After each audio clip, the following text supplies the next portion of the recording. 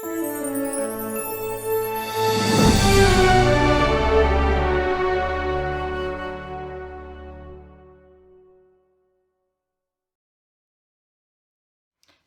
fellow romance book lovers, it's me Kat. Thanks so much for stopping by my channel today. If you are new here, I read primarily romance novels and love to talk about them on my channel here. It's my channel's mission to support indie authors so that they have a voice on this platform. If you like today's video, I would love for you to subscribe to my channel. It not only helps me and my channel, but it also helps the authors who I do videos on. I hope everyone is doing well and you're staying safe and you're healthy. So without further ado, let's talk about today's book. Okay, I finished it last night, and sometimes I need to wait a day or two to sit down and talk about the books, but I'm already missing these characters, and so I was missing them before this book even finished, and I know that sounds crazy, but as a reader, I'm sure that you understand exactly how I feel. Today's video is on the book Filthy Little Pretties by Trilina Pucci. This is the third book of hers that I have read, and I can give you a little insider information in that the other two books of hers that I read, I have videos waiting that are done and ready to go. But I need to read the third book in the series and do the video on, so I haven't shared it yet. So look forward to those videos coming in the future from me. The videos I did already are for worship and truth. I just need to get Depraved finished and then film that video, and then I'm going to post those. So let's talk about Filthy Little Pretties. I freaking loved this book.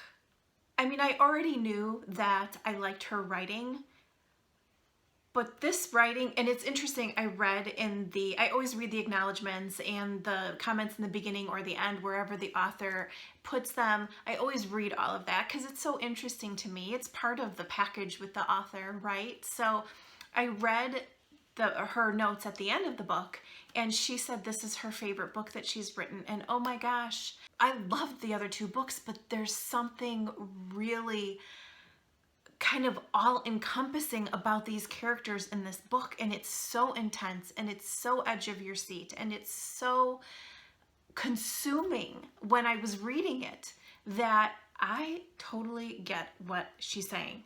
The book is about Donovan, Gray, and Liam. They are childhood friends.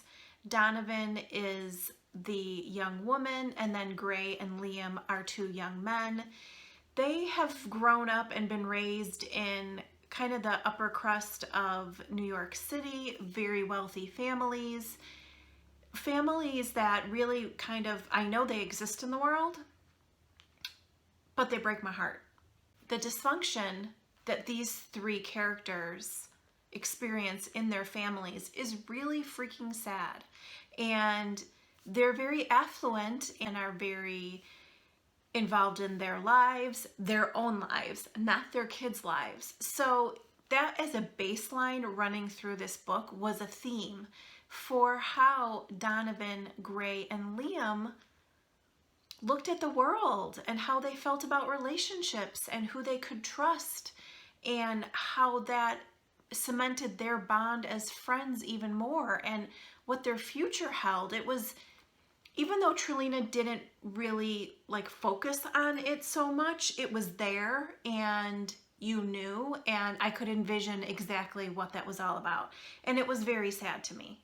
The story is told mostly by Donovan and Gray's perspective. I just adored their friendship so much. And the book starts with Donovan moving, and her mom's taking her to Europe to live away from her father. They're getting divorced, and she's devastated to be leaving her two best friends. And it was so sweet. And they were 12, so it was, kind of before their teenage years. But they knew already that they had something special in the three of them, in their friendship and their bond, and that was very sweet. So then fast forward to 5 years later, Donovan has moved back to New York City to live with her father, absentee parents across the board. And there was some phone calls between Donovan and her dad and Donovan and her mom. And then there was interaction between Gray and his dad. Oh my God, it was so sad. Like, what's wrong with these parents? You know, very sad. But yet they have butlers and they have drivers and they get taken care of. Their needs are met fundamentally as far as food, shelter, more money than they could ever need. But you know what they're all lacking that ties them together, that they find with one another, is love and trust and affection. I mean, yeah. So if you think about all of those things and then have them be 17-year-old raging hormones, thrust back into being in each other's lives and picking right back up where they left off as 12-year-olds, as 17-year-olds, and realizing the chemistry has changed between them. And they're not little kids anymore. They're all ramped up. And how that plays out in this book, wow. Donovan is kind of a lost young woman. She's very strong in herself, but yet doesn't have anyone looking out for her. Not her mom, not her dad. She doesn't have many girls that are friends. Girls see her as competition. They all walk around like they are queen bee, and Donovan has that confidence in herself, but yet on the inside, and they don't show their vulnerability to anyone. And on the inside, all Donovan wants is to be seen, to be heard, to have somebody to stick up for her and be in her court. And Liam and Gray give her that, and her for them. And thing is that it's kind of different with Gray, and they knew that as children, that they had an extra something between them. That Gray is like a freaking bulldozer. He is the king of his castle at 17 years old, and he is not afraid of anyone. He could give a rat's ass who he offends, because he has nobody that's holding him accountable for anything except for Liam. Liam is everything that Gray isn't. Liam is soft. Liam is the protector. Liam is kind of the charming boy. He is the charming to Gray's broodiness. He doesn't, I mean, he still has the same kind of my shit doesn't stink kind of attitude that they all seem to have, forgive my swearing, but he's different than Gray. And poor Donovan needs them both because they give her different things, and she needs the things fully that they both give her. So here we are, and it's a love triangle, but yet is it? And who is she gonna pick, because they both love her dearly? Oh my gosh, the chemistry just smacks you in the face in this book. Their attraction, the chemistry, their friendship chemistry, how they care for one another, how they talk about one another. You know, the only person that keeps Gray accountable in his life really is Liam, and Liam is more of a family member to him than his own family is. And Liam takes care of Gray more and has more respect and has more pull with Gray than anybody except Donovan. They all fill each other's buckets in a way that I thought Trilina wrote beautifully. And that's why I'm missing them already, because I just want to read about them forever. This is what Donovan says about them. They're such a stark contrast of each other, but perfectly paired. One dark and broody, the other light and charming, both my favorite people. Even after all this time, I feel the same way. Well, almost the same. I can't help but be attracted to both of them, but their friendship means enough to me that I won't cross that line, no matter how much I want to, and I'll keep saying that to myself until I believe it. I mean, it was pretty obvious that their attraction, I mean, they're 17 years old. They have nothing to lose but each other. And they're very aware of that. And I mean, that's where all the angst comes from, because they don't want to hurt each other, but somebody's going to lose. And Donovan is trying so hard to keep them both in her life because she needs them both. And yet they can't help it, but they want more from her. It's interesting to me in dissecting kind of for the video this morning. Gray pushes Donovan in a way that makes her step out of her comfort zone. And it's like he wants to make her shine. Like he wants her to put herself forward, and he wants to meet her there and just charge through life together because she has the confidence in her. He wants to give her everything she needs. He wants to give her everything she's never had. He wants her to stand on her own 2 feet. He wants her to be the best version of herself, and he's going to meet her right there. But he wants her to get there. He wants her to grow and be this amazing woman that he knows that she can be, and he's trying to push her to that. Whereas Liam, like I said, is gentle, charismatic, the protector. He wants to, I don't want to say coddle her, but he wants to wrap his arm around her and shelter her from everything. Liam wants to make it all better for her. Liam wants to keep her and hold her and support her. And it was so interesting to me to have that come, to mind when I was writing down my notes for the video, how different they loved her. I absolutely loved Gray and Liam's relationship. I just loved it. They make me want to cry. They were really, really amazing friends.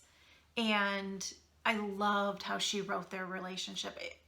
They were, I'm stumbling over my words because their friendship was everything. Because they're so close, they realize immediately that they're both kind of in trouble and in love with her, beginning to fall in love with her, just by her being there. And so they decide they're going to make her choose between them. And they're going to fight each other at the same time to win her heart. And this is what Gray says at one point. I'm secretly relieved Liam bitched all night. It allowed everything that was brewing between us to settle. We found our rhythm back. My whole life, Liam's been my other hand, just like on the boat, and for the first time we found ourselves unable to work in tandem. It's effing with both of us, but we'll handle this the way guys handle everything. We'll ignore it until we combust or it goes away. They are trying their best to win her over and fight each other for her, and yet remain friends. Amazing. The way she wrote this book, amazing. It becomes pretty apparent that Donovan is losing her battle with both of them. Gray goes off the rails. Gray does some really crappy stuff because that's just him. He lashes out. And Liam is trying to save her from the fall. And these were the parts where I was like, oh, Gray, don't do it. Don't do it. Please don't do it. Please don't do what I think you're going to do. And, I don't like to give away too much of the story, but I was really worried. I mean, I already knew it was a love triangle of sorts. I mean, I guess, right? And I was like, but I don't like cheating. And I was like, oh, please don't, both of them, any of them, really. And there was a couple parts where I was like, oh, here we go. It's going to happen. And I'm going to be really sad. And I held my breath through so many of those parts of the book. Oh my gosh. I literally was on the edge of my seat going, oh my gosh, please don't, please don't, please don't. It was funny now to me now, but when I was laying in bed reading it at, 2 o'clock in the morning, I didn't think it was so funny. There were so many things that I highlighted in this book, and I know I've shared with you some already, but this was something that made me understand, and it's funny because it's from Gray's perspective, but it made me understand how hard it was for Donovan, even though I'm reading Donovan's perspective in the chapters as well. But the way Gray said this made me understand more clearly what was going on with Donovan. Her words are fierce and determined, a well-placed mask to hide her nerves. God, she's effing beautiful and strong, right and true. And if she'd let us happen, I would remind her every day until she got tired of hearing it. But instead, she's letting her bullshit stand in our way. I'm not competing with Liam for Donovan. I'm battling her. And it was so true. Right there, it was like a light bulb moment for me. These are kids, and they have baggage already because of how they've been raised, and they're afraid, and oh my gosh. Yeah, this was a big moment for me in the book. Something else that I thought was really sweet, and the symbolism was not lost on me, was Donovan's bracelets. And she gave Gray a bracelet when she moved. And I have an affinity for bracelets. I have a thing, so I perked up on that right away. And I've showed you guys my bracelets before, and in some other books that we've talked about before. But the symbolism of the threads and how it tied them together, and how he still kept it after so many years, and how when she was nervous, he noticed that she would fiddle with her bracelets. And there was a time when he did something with one of the bracelets that I wanted to punch him about. But in any case, the symbolism of that and how it tied them together, I truly understood. There's two words that are often written in books, and when it's said in a certain way, and in my own life, when my husband might say it, but when Gray says to Donovan at a certain time in the book, in a certain instance, come here, forget it. I mean, I just, it makes me blush. It gets me going. Those two words are so simple and can be so sexy. And let me tell you, I'm a fan of Gray McAllister. I am. Let me know if you have read Filthy Little Pretties in the comments below. Thank you so much for stopping by my channel today. And also remember that I started my very own Facebook group where we share book recommendations. I share my videos there first. I upload them to YouTube and then put them directly in my group. I would love for you to join. Otherwise, you can find me on my social media, which is Kat Reads Romance on Facebook and Instagram. Oh yeah, my Facebook group is called Kat's Romance Readers. I should have said that. I look forward to seeing you in my next one. Thanks for stopping by. Bye.